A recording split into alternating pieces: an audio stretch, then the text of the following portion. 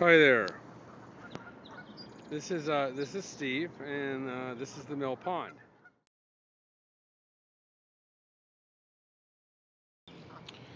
Want to address some of the points about my business, which is mostly print brokering. So let's get started. What is print brokering? Well, as the word suggests, brokering means that I'm the middleman. I find something for the client that they need. I do that because I know a lot of different places to find that thing. And in print brokering, that thing is printing. And a few other things that go along with printing. So, in a nutshell, that's what print brokering is. How I do it is what makes me a good print broker. I work via email for the most part. I have dozens of printers that I deal with, each of them having a unique set of equipment that does things in a specific way. Now, even though they have a unique set of equipment, those unique sets are usually built around a specific type of press. And so I can group different printers into groups that I can say, well, their presses are pretty good at doing this job. And those guys' presses over there, they're not so good. It's just not going to run this job efficiently. Sometimes volume is an issue. Other time it's paper stock. Other time it's ink color. And every press is a little bit different. Sometimes it's time. Sometimes it's the market. Which segment of the market is depressed. Therefore, their pricing will be better right today. So I send them. And so what then I do is I define a job, and I have an Excel sheet that basically asks me a bunch of questions. And I define the job by answering the questions. And sometimes this is the most difficult part of print brokering. That's why I have the questions. So I don't forget something. I don't have to go back and say, oh, I forgot to tell you that the corner needed to be trimmed off, or I needed to have it folded in a specific way.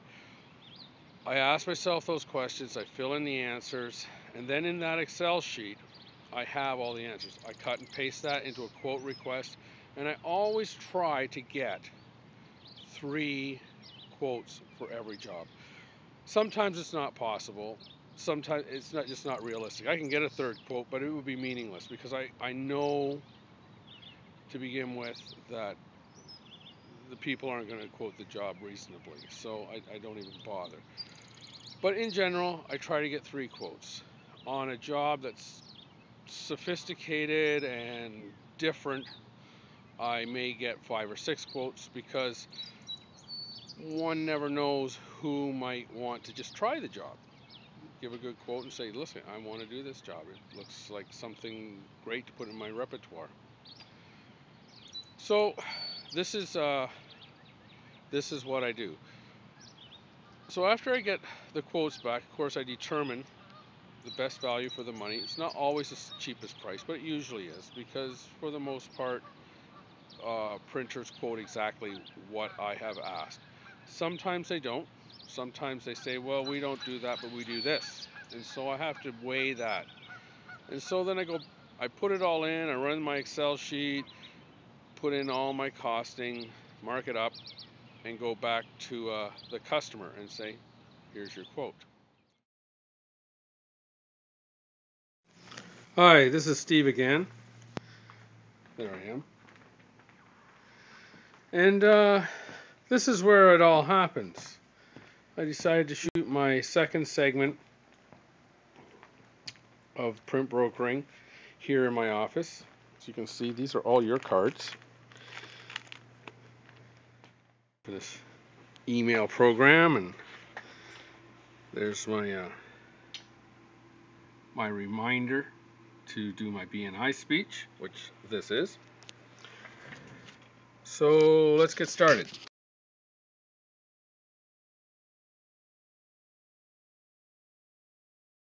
So why do you want to use a print broker? Well, here's the rub. You already are using a print broker. You just don't know it. If you get your printing jobs done at your local print shop, he does not have a full complement of equipment to print all the things you need. He will probably be able to run a narrow set of jobs. Unlike the local print shop, I don't own any equipment, or I own very little equipment. It's very inexpensive, and that's mainly the only thing I do in-house is photocopies. So it comes down to a matter of focus.